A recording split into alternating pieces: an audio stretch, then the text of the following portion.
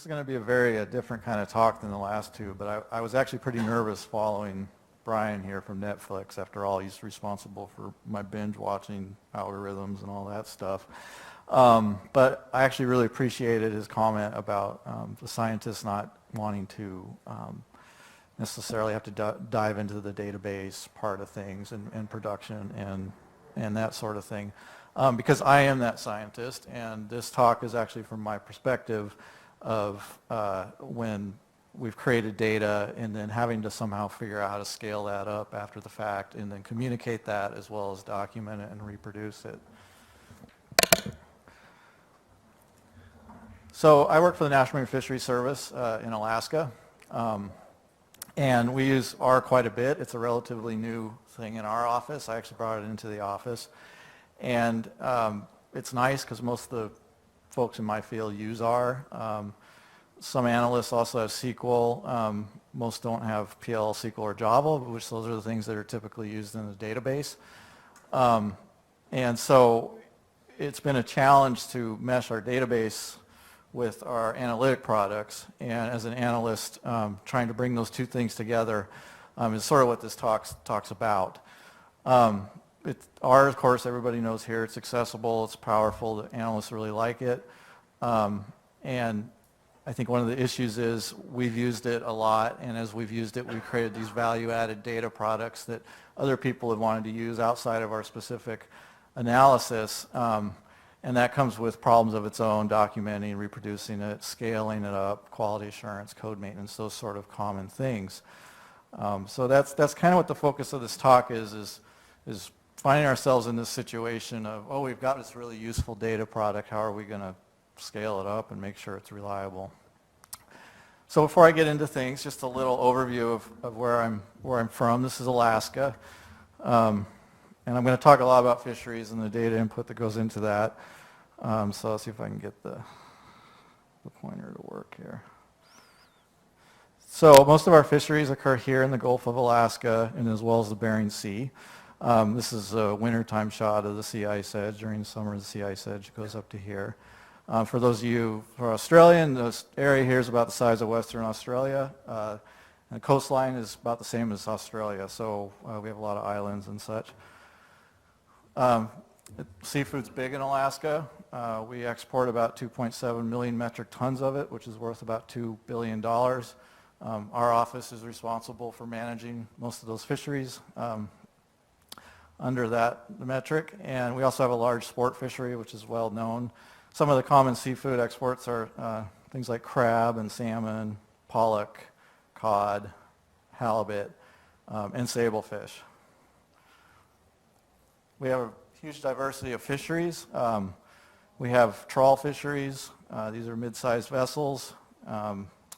They typically will catch their catch, bring it back to the shore, and then land that catch. We have catcher processors, which are very large vessels. Some of them are cruise ship sized. They catch their fish at sea, and they process it at sea. And then we also have smaller vessels here, and they fish inshore areas. So we're responsible for collecting data on all these different types of vessels and all these different types of situations in a lot of environments. And catch data is really important for our management. It's pretty much the cornerstone of management in Alaska. And so we need to be able to assess that total catch. And for example, this is a Pacific halibut assessment. And you can see here, these are all the various catch statistics that are going into the stock assessment. And the assessment can show different projection results depending on what your catch assumptions are.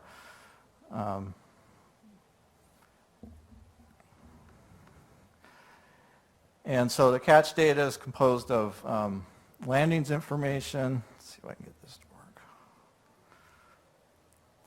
to work. Which is when the fish is landed at the beach. We have at-sea production, so we have to record the catch on those processors that are recording catch at sea. We also have to figure out how much catch was thrown overboard. So that is really the focus of this talk. We have two ways of doing that. You put somebody on the boat, or you put a camera on the boat. And so recently we've had a lot of innovation with the camera gear, and then so that's starting to kind of replace some of our human observers, but of course you can't collect all the same type of information you can when somebody's on board. And when landings occur, we have a client, basically people log in and they record their landings, and that goes into a database, and I'll get more into that. And then we of course collect effort information, so vessels have GPS transponders on them, and we get all that information into our database as well. This is just some examples of some of the type of work that the at-sea data collection folks have to do. So this is a boat out in the Bering Sea in the wintertime. This is the observer right here, and they're bringing the catch in here, and that observer is counting the catch as it comes over the rail. This is a trawl vessel, and then here's an example of just one of the cameras. So, I mean, the point being, we have a diverse stream of data coming in. We have to, this is required by law, we have to account for this data based on the best available information. This data gets used in the stock assessment. And then following that, we have a really diverse management process. And that's where the science and the analyst comes in that we're walking this process here, and this is what drives our work products, and it's often on a tight deadline. So R becomes really critical to all of our analysis, and it also informs how we're going to tell our in-season managers how to best manage the fish, and so we've really brought this into our production. And so the three areas that we're primarily driving our products are environmental analysis, economic analysis, those sort of things that drive policy and law. The management advice, so how much fish can you take out of the water, when should we close fisheries, those sort of things. And then analysis on our existing database system, so the catch estimation, the data coming in, those sort of issues. So it's really hard to, for someone like me, I'm not a database administrator. I'm an analyst. I'm really comfortable in R. So it's hard for me to step into a production database environment and try to innovate in that environment. Even in a test environment that's still constrained by the architecture of the database, it's pretty tough. And there's other issues too, like the permissions, because I work for federal government. There's a lot of bureaucracy that surrounds our database. So this is our basic structure. So we have the vessels out here. So that at-sea observer data or the camera data is generally transmitted through satellite, or the cameras, it's actually stored on a hard drive and snail mailed in. And that's stored at the Science Center, their servers. And then the Office of Law Enforcement stores all of our GPS, VMS location data. And then we have some vessel data that's stored from the state of Alaska. And then we have a SQL Server GIS database that stores some spatial information. And all this gets fed into our sort of main structure here, which is the Alaska Catch Accounting System, which is really what most of our analysis are based on. I should briefly touch here. This is the shoreside and production client, and that's basically how the fishermen get their landed catch into the database as well, and that's all transmitted. So some quick examples of a few recent R-centric projects surrounding sampling design, catch estimation, and analysis. I work very closely with Science Center and other scientists, and so we're always exchanging code and analysis, and R is sort of our basic language for doing that. We're able to pull out of the databases through R, and as I previously said, just working in the database isn't necessarily the best option for us. So one of the big annual things that we have to do is we have to figure out how our upcoming sampling plan is going to work. How are we going to put observers onto boats? It's a randomized sampling plan, so it randomly puts humans and cameras onto boats. We have to design the sampling strata, so you have to know things about number of projected trips, what's your annual budget, how much money do you think you can have, so how many sea days can you afford. So there's all these things that we have to project and kind of figure out how we're going to do it, and then the document has to go out to the public. because they're ultimately, it goes into that policy environment. They're ultimately ones commenting on it and trying to figure out what to do with it. And then the following year we come back and we evaluate that plan. And did the plan work as we expected? And in that sort of process, every year we create legacy data. We create new data. And as we were starting this process, we realized the existing database didn't have like the basic information that we needed, like sampling units, population, who's in the program, who was actually observed, what's the sampling stratus. There's all these sort of basic statistical things we didn't know. And so we used R to come up with this value-added data set off of our existing data. It involved bringing in VMS data, so tracking where people were located, as well as bringing in our normal catch kind of statistics. And we created this wonderful thing we called Valhalla. It was kind of a joke because we figured we'd go present it in front of the public, and Valhalla is where warriors go to die. Luckily it didn't happen. And initially we were storing this really hugely important thing on a Google shared drive. So we definitely got caught in a place we did not want to be in terms of documentation and reproducibility. And I note though, as things evolved, we've gotten a lot better, and I'll talk about this later. We are now putting data in the database. It's good. We're using Markdown to do all our documents, so we can produce these things on an annual basis. So that's one project. Another project was a catch estimation, so we're reevaluating how we do our estimation. And this is often how scientists work. This is our scratch, trying to figure out how are we going to design this project. And then, of course, somebody has to translate it into this. This is a SQL, pulling SQL out of the database using our Oracle package. And then, so we created basically our kind of like an ETL essentially. And then, this is the actual statistics, and this is using, I think, data table mainly. So, and this has to be ran, and it has to be documented, and it should be versioned, all those good things. And in the end, you produce these wonderful graphs, and you send them off to the public, and everybody loves it, and then it's still sitting on your local drive.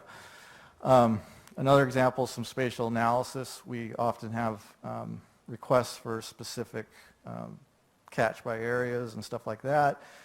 And we have a nightmare situation here of just, there's all these overlapping political boundaries. So we have annual processes that have to estimate for this, and that also wasn't in a database. That was being stored off on a Google Drive, like just not good workflow. So the point is, as we do this, we're creating these legacy data systems, and if somebody quits, you're done at that point. And we all know how much, at least me personally, how much we love to document. That's just like our favorite thing to do. And track all our personal file methods, all these things that we all love to do. And so your data science guy quits, and then somebody picks up the phone from some fisherman or some lawyer, and you got to figure out where it came from. So we kind of hacked together this way to get R into our production cycle. And admittingly, so I initially approached our higher ups and I said, can we just get R Oracle? And of course they didn't want to pay for that. So we ended up coming up with kind of a different solution. And I'm happy to get suggestions after this talk is done, because literally we're just trying to figure this out on the fly. But so we have a development environment here. This is our database, so this would be the catch counting system I referred to earlier. And what we've done is we develop all our code down here. The Science Center uses GitLab. We have some external partners. We pull data in. And we use Calithia. I don't know how many here are familiar with Calithia, but it's kind of like GitHub, but it can be posted locally. And it allows us to do all the things you do in Git, version, script. And we can also, as we move this in production, we're able to version our data sets. So as we change certain things about our code and stuff, we can just add versioning onto that. And the whole thing is kicked off with Job Scheduler, Jenkins, We run R out of bash, basically. We just kick it off through bash. And then it runs, and then it's uploaded, and we have this process to get data to our clients and partners. The other thing that's changed a lot is the use of Markdown. We've been able to teach other analysts in the office to use Markdown. So our documentation has gotten a lot better, and most of our analytic documents now go through Markdown. And once this is up and running, more people are comfortable with it, we'll be able to run some of that right off the R server in our database. And so I know it's been a lot of work for folks, but it's been good. We got sued a couple times, and it was wonderful. We could just ship off the script, and we knew which version of data we had. We knew exactly what was going on. So just some lessons that we're learning as we go through this. Still need somebody to maintain that. Our Oracle might be more efficient. There's definitely some advantages to it, but obviously it costs money. Versioning, good thing to do. Debugging, we're still trying to figure out better ways of doing the debugging. And then just through our Oracle package, the syntax is kind of a challenge. The scientists, we're used to working in lower cases and upper cases in R. It doesn't work so well in the database. NAs, NANs, infinities, those sort of things. Those sort of just nuisance things that you've got to think through ahead of time, how you're going to design your project. So I'm happy to get any suggestions, comments. I realize there wasn't any fancy package that I showed folks or went through code or anything like that, but I hope the perspective was a little bit useful at least.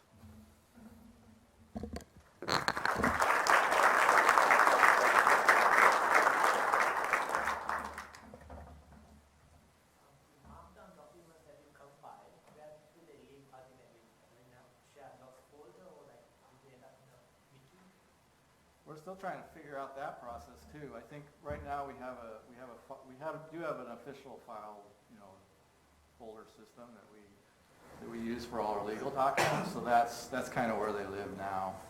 There's probably better ways of doing it, and then packaging it up when you send it off to the client, along with your workspace or whatever. That can be kind of a challenge depending on what the needs are from the client. This is all stuff you guys probably are totally more familiar with than myself, but I appreciate the audience.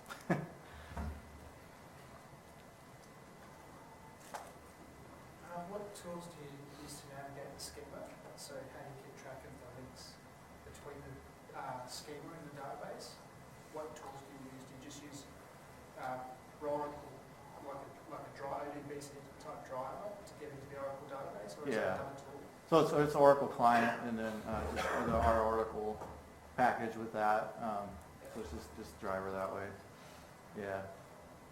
Just kind of, I've come from government, and they have a lot of Oracle databases with a lot of links and a lot of tables, and there could be 250 tables and no schema documentation. So I'm just wondering what tools there are, maybe. Yeah, we have the same situation. I mean, we have a lot of schemas and actually several databases, and we do document, the information in the table, but beyond that, we haven't really. Yeah.